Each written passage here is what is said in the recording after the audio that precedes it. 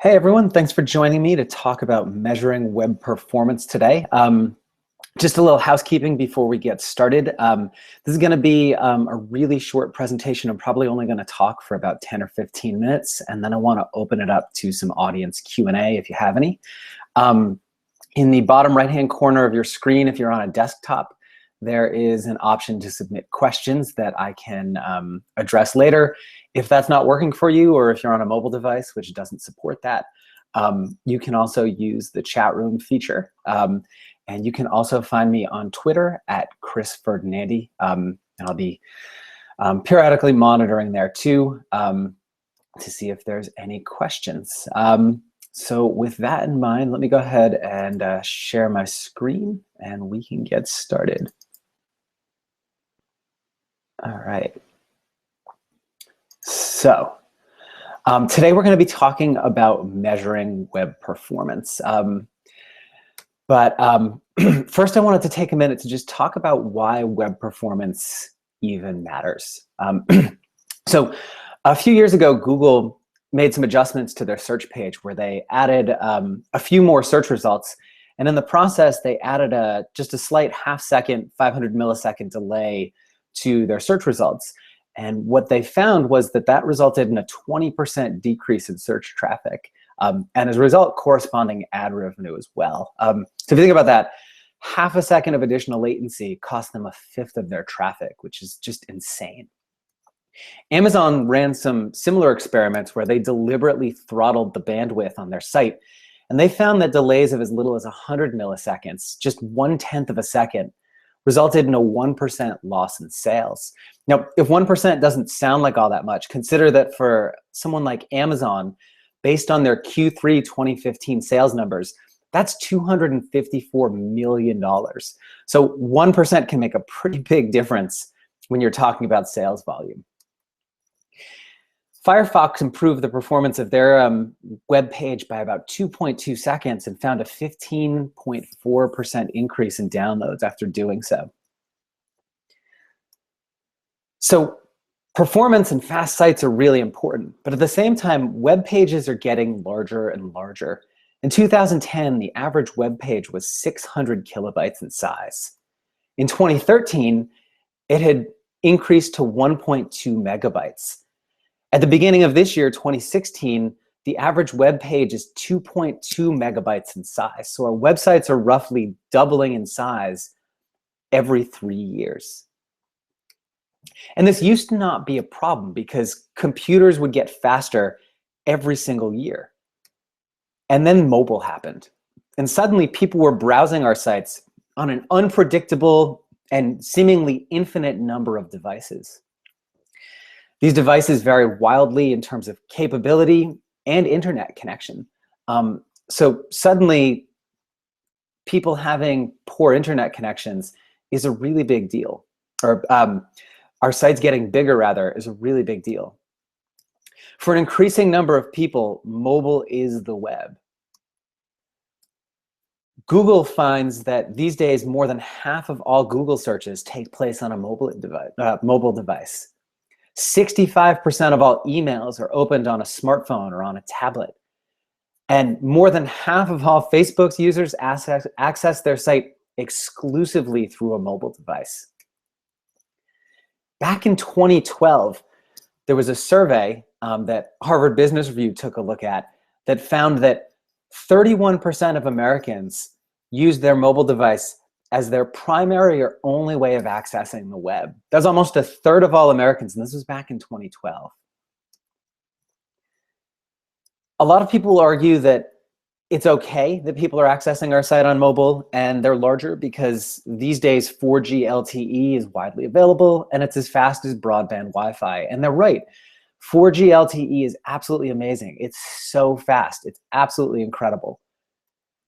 Unless you live in an area with bad coverage, maybe you live in a city, some large building next to your apartment is blocking signal, or you have one of the carriers that doesn't work particularly well where you're located. Or you get caught in some really bad weather that messes with your cell phone signal. And that's here in the US, North America, where we have really good infrastructure. If you live in a more remote area or a developing nation where your wireless infrastructure is not well developed or virtually non-existent, you may still be working on 2G, 3G, or even an edge network. So you can't take for granted that the people who are accessing your sites have the same modern, really fast devices and really fast broadband connections that you do. 40% of your visitors will leave your site if it takes more than 3 seconds to load. That number jumps to 74%, almost 3/4 of all the visitors to your site after 5 seconds. And these users may not even show up in your analytics if your analytics script hasn't loaded by the time they leave. This is so important that Google is now weighting your web page's performance in how they display your site in their search results. So faster sites do better in Google, slower sites do more poorly. We're in the middle of this perfect storm where sites are bigger, devices are weaker and far less predictable, and users' expectations of performance are higher than ever. Simply put, fast sites make more money. So this is something we should really care about. So how fast is fast enough? I get asked this a lot. So you look at all that data, you see the impact, you're sold on the fact that web performance is important. How fast does your site actually need to be? The short answer is 1 second. There's a lot of research that's been done on how to maintain your optimal flow and keep people engaged in working with your site. And it all comes down to around 1 second. People will tolerate sites that are a little bit slower than 1 second, but 1 second from when you click a link or open a page to when it's available for you to start working with is about the speed at which people feel like things are kind of natural. It maintains their flow. They don't get distracted and drift off into other things. Now, if having a page that loads in 1 second sounds absolutely impossible, that's because there's a bit of a catch. Your whole site doesn't need to load in 1 second. It just needs to be ready to be interacted with after 1 second. In short, total load time and page weight, the metrics that you historically look at when you're talking about web performance, aren't necessarily the right metrics for us to be looking at. So what are the right metrics? There are two that we really care about when we're talking about measuring performance. The first is time to first byte, and that's how quickly your server sends data back to the browser when someone types your URL into their address bar. The second is start render time. So once the browser gets that data back from the server, how quickly does it begin actually displaying content to your visitor? Time to first byte is going to have an impact on start render time naturally. So the longer it takes information to get back to the browser, the longer it's going to take the browser to start rendering it. But a lot of the performance issues that happen are actually with start render time and not time to first byte. To put it more succinctly, and if you remember nothing else from this talk, this is the big thing I want you to take away. Perceived performance matters more than actual performance. So your site can take 12, 15, 20, 30 seconds to complete loading. But as long as the initial content hits your visitor in 1 second or less and they're able to start interacting with it, your site is going to feel really fast. Perceived performance matters more than actual performance. If you're looking for a tool to test this, my absolute favorite is webpagetest.org. It's completely free. All you have to do is visit, type in your URL, and hit Start Test. You don't even need to mess with any of the settings initially. The first time you run this, just type in your address bar, hit Start Test. It's going to give you back a bunch of numbers. The two that you care about the most, obviously, are time to first byte and start render time. Now, what I would love for you to do if you go and run this after this call is once your test is run, open up a new window, put in your address, your URL again, click the drop-down menu for advanced settings, and change the connection speed from its default of cable to 3G, and then rerun the test. And then when that's completed, do it again and try it on an edge network. Because remember, not all of your visitors are going to have cable connections, and some of them may not even have good 3G connections. So it's really interesting to see how your site performs at different speeds. I've had situations in the past where my site did really well on a cable connection, but on an edge network or on a 3G connection, all sorts of stuff started to fall apart. So in terms of target performance, you would ideally love your time to first byte to be between 100 and 300 milliseconds. However, if you're running on inexpensive shared hosting from some of the many companies that provide this, like DreamHost or GoDaddy, you may find that you're somewhere closer to half a second to sometimes even 600 milliseconds with this. Don't panic. It's probably not a huge deal. It will probably push your site performance back just a little bit. But short of switching hosts, which is something you absolutely can do, there's not always a ton you can do about that. It's just one of these situations where more expensive or more robust hosting often gives you better performance. In terms of start render time, on a cable connection, you want to hit that 1,000 millisecond or 1 second mark. So if you're right around there or a little bit below it, that's awesome. On a 3G connection, naturally, things are going to be a little bit slower. So you can be happy if you're at around 3,000 milliseconds or less with that one. And on an edge network, this one's a little bit of a stretch goal, but if you can hit 5,000 milliseconds or less, so that's 5 seconds or less, you're doing really great. If you're up around 6, I wouldn't panic about that. But when you start getting into the 10, 12, 15 seconds on an edge network, your site is effectively unusable for folks in that type of situation. One other tool that gets recommended quite a bit is Google's PageSpeed Insights. This is a tool Google put together because of their real strong focus on performance to help you gauge how your site is doing. So you put in your URL, you type analyze or click analyze, and it gives you this really nice 0 to 100 rating on how your website's speed is. I actually really don't like this tool as a measure of web performance. And the reason is, if you look at my site today, I have an 84 out of 100. So this is actually the worst my site has ever done in Google PageSpeed Insights. My site today is also the fastest it's ever been. On initial load, it loads in about it starts rendering content rather in about 1.1 seconds. And on subsequent loads, it's somewhere down around 800 milliseconds. So it's really fast. But my PageSpeed Insight grade is the worst it's ever been. And that's because Google's PageSpeed Insights isn't measuring your actual performance. It's looking at a variety of factors that influence performance and rating you on those. And they're factors that can have an impact on your performance, but sometimes do, sometimes don't, depending on the way you've configured things. So PageSpeed Insights can be a really useful tool, but if you're looking for a way to measure performance, I wouldn't use this. And I'd actually go so far as to say, if you're doing this for clients, not using this as your measure becomes even more important, because you may get them a site that loads in under a second, and they may look at it in PageSpeed Insights and say, hey, my grade is not even at 90 or 95.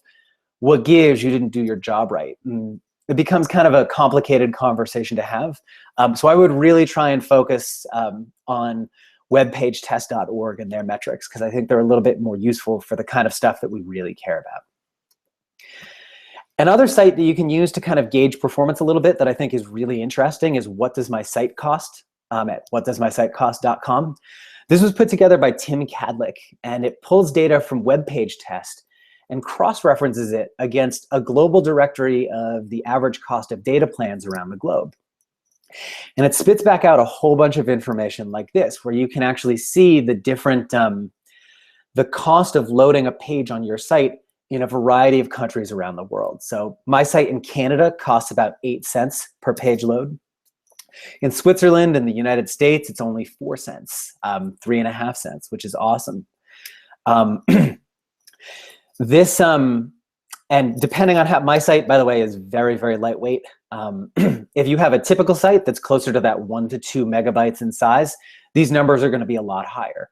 But it's a really interesting way to kind of quantify or put in economic terms the cost of having a heavy, large website. So this is particularly useful if you're working with a client and they're really struggling to kind of understand why this sort of stuff matters. Right now, I'm only showing just the raw cost, but you'll notice there's a couple of other tabs up top, one for cost in US dollars, PPP, and then there's another one, percentage of GNI, PPP.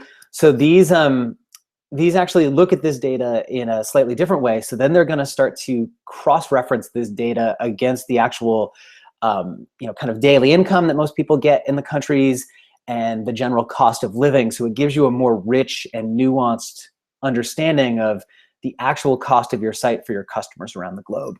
So if you have customers outside of North America, particularly in developing areas, Asia, Africa, where mobile is in many places the almost exclusive way people access the web, this data becomes really, really important. If your site is beautiful but heavy and slow and cost prohibitive, it's going to hinder the goals of your business. So that's all I have for the presentation portion of today. So let's stop sharing. Let me pull up the Q&A and see if anything has come in. Okay, so we have two. So the first is, if I find out my site is slow, what should I do? So if your website is slow, there's a couple of different considerations here. So if you're looking in webpagetest.org and you find that your time to first byte is slow, you have a couple of options. The first is it could have something to do with your content management system. So depending on what you use for a CMS, the way those kind of render and put together your HTML can be causing some latency on the back end. So I'll use an example with the CMS I know best, WordPress. Every time someone visits a page in a WordPress site, the server makes a call to the database, grabs your template files, puts that content into the template, renders it into HTML, and then sends it to the browser. And this happens every single time someone visits every single one of the pages on your WordPress site. While that's not a ton of work for a server, it does add a few milliseconds of latency to the process. And doing so can really slow things down. If you are running a WordPress site or a Drupal site, a lot of times people will structure plugins or structure their themes in a way that's bad for server performance as well. So, for example, maybe you have a custom kind of content type for events. And instead of using WordPress's built-in tools for rendering events or rendering these custom content types on the front page, you're making a new call to the database. Now, instead of making one call, your server's making two calls. And that tends to happen a lot, especially as you start to bolt in a lot of third-party plugins and tools that you're not familiar with. One of the easiest things you can do to solve this problem is install a caching plugin. So what that's going to do is that's going to take the data in your database and your templates, and it's going to pre-compile them into HTML files and store them on your server. So when someone visits your site, the server doesn't have to combine all these files into content every single time. It'll just serve them the one that's already ready. And it'll flush these on a preset interval. So I think I have mine set to every hour. It wipes them out and creates new ones. WordPress has a bunch of plugins that handle this. My favorite is Comet Cache. I know there are others for Drupal and some of the other content management systems as well. If you're running Ghost, the blogging platform, they have some stuff you can do to kind of pre-configure this on the server. I'm not as familiar with those platforms, so I'm not going to speak to any specific tools. But if you're on WordPress, install Comet Cache. If you are running on inexpensive shared hosting, your times will likely be a little bit slower as well. Most of these are still running on the old mechanical disk drives, so those are the those are the ones with the disk that spins around, and it's got a little magnetic reader that reads information off the disk. They just tend to be slower. If you have the capability to do so, I would recommend switching to a different provider. There are some that really focus on performance optimization and are still relatively inexpensive. But I've seen some that cost somewhere in the order of $20 to $50 a month. If you'd really like to keep your costs down around where they would be with one of the shared hosting kind of providers like GoDaddy or DreamHost, my absolute favorite in that bucket is DigitalOcean. So they run all of their stuff on solid state drives.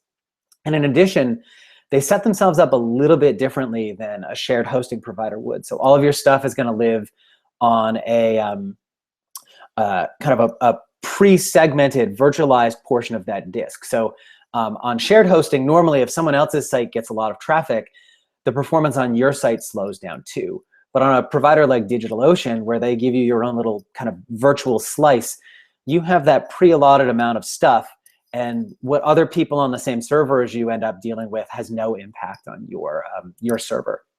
So between that and the SSD, things tend to be really fast. So that's who I use for my own site. They have plans starting at just $5 a month. And a lot of their kind of configuration and install happens on command line. And if that freaks you out, Server Pilot, available at serverpilot.io, is this really great tool that adds a GUI layer to DigitalOcean and Rackspace and a bunch of others.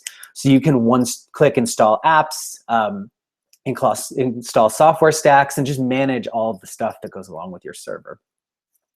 So that's on the back end, on the server side of things. On the front end, there's a handful of things that can have a pretty big impact on your performance. The first one that springs to mind is having a bunch of files. So one of the things that I will commonly see happen is people will reference, they'll have every single one of the scripts that they're loading or the tools that they're loading on their site will have its own file. So smooth scroll scripts, something to do expand and collapse navigation on smaller screens has its own script. Some sort of animation script. Maybe you have an expand and collapse widget. Something to toggle password visibility and things like that. And so these will all be loaded as their own individual scripts. And there's kind of this weird thing that happens where a single 300 kilobyte file actually loads and parses faster than 3 100 kilobyte files. And the reason this happens is because every time a file gets pulled from the server, it brings with it DNS lookups, HTTP headers, there's possible rerouting and 404 errors and redirects and things like that that happen. There's a lot of places for things to go wrong and a lot of bottlenecks in that process. And as a result, it can take a lot longer to download more files than it would to download just a single file, even if the weight of those is the same. So one way you can get around this is by taking all of your JavaScript files and combining them into a single file, and taking all of your CSS files and combining them into a single file. The other thing you'll find is a lot of these files have a lot of white space and a lot of comments, and these things can add a lot of weight to your file. So there's some tools you can use to strip all of that white space and comments out in a process known as minification. And it can reduce the size of your files by 70% or more. Couple of other things you want to consider. There's a process for reducing the size of stuff that's sent from the server called GZipping. That's something you can configure using, if you're on an Apache setup, an htaccess file. If you're on Nginx, there's some ways to configure that as well. But basically what it's doing is it's the equivalent of zipping a file, but with all of the stuff that your server sends back. And that can reduce the overall size of your site by 70%. So that has a huge impact on performance. Another thing that really becomes troublesome, especially when you look at the total page weight of websites today, is images. So images are a really big part of website weight today. Images make up, on average, 65% of the total weight of an average website today. So images account for a lot. And one of the really kind of the weird things about the mobile environment is you have these tiny devices with small screens, but the displays are really high density. So images can look kind of pixelated on them if they're not really high density. But these devices are also the ones that are most likely to have bandwidth and latency issues and would benefit most from smaller, lower resolution pictures. So there's a lot of different ways people try and get around this. But the big thing here is you want to start making use of responsive images if you're not doing this already. So one way this manifests is if you're using background images, for example, you can use media queries to serve different sized images depending on the viewport size and resolution density of the screen. You can also do that on the front end today. There's a technique using source set that allows you to specify different image options that are available, give the browser a little bit of information about where the breakpoints on your site are, and then the browser figures it out for you. And that's actually, unless you're doing something really specific like art direction, I think that's really the future here, because it then opens up a whole bunch of amazing possibilities. Like users can say they would prefer to view high resolution images whenever that option is available. Or they could say, I'm on a really limited data plan. I'd rather have the less clear, low resolution image because it works faster and it saves me money. Today, we're making choices that really belong in the hands of the users. Now, SourceSet is not available everywhere. It has pretty limited support these days, but there's this really awesome polyfill that's available that's very lightweight from the WC3 working group on this. So you can get that if you Google picturefill.js, you can find that tool. It's really useful. There's a whole bunch of other things that you can do to further optimize your site. You can find out more about those if you go to beacon.gomakethings.com. I'm putting together a course there on web performance optimization, and you can find out even more about how to do. There's just so much stuff. I could easily eat the whole hour. Another question I have here is, what do you recommend using Google PageSpeed Insights for? So I had mentioned that I don't think it's a good measure of performance, but I do think it can be useful for other things. So when you're on Google PageSpeed Insights, and let me actually, let's pull that slide back up. Here we go. So if you're on Google PageSpeed Insights, you'll notice they have under here these should fix, consider fixing kind of options underneath the tab. So that's where I think this becomes really useful. If you were to click on that, it expands out and it shows you all of the different tools or all of the different techniques and things you can apply to further optimize your site. So one of the common things you might see there is you're not minifying your files, or you're not GZipping them, or you're loading a lot of files, consider loading less of them. But I find it good for kind of catching stuff that you might miss, or sometimes you think your server is configured a certain way and it's not, so something you think is happening isn't. Google PageSpeed Insights is really good at catching that sort of behavior, and that's primarily how I use it today. Let's see. So that question answered. I don't see anything in the chat. I'm just going to check Twitter really quick and make sure nothing came in over there. And nope, we are good to go. So that is all of the questions. If anybody thinks of anything after the fact that they wanted to ask, or they were just too shy to ask in the group chat, feel free to reach out to me at gomakethings.com, and or Chris rather at gomakethings.com, and I'd be happy to answer any questions you have. Thanks for watching. Hope you guys all enjoy the rest of your week, and cheers.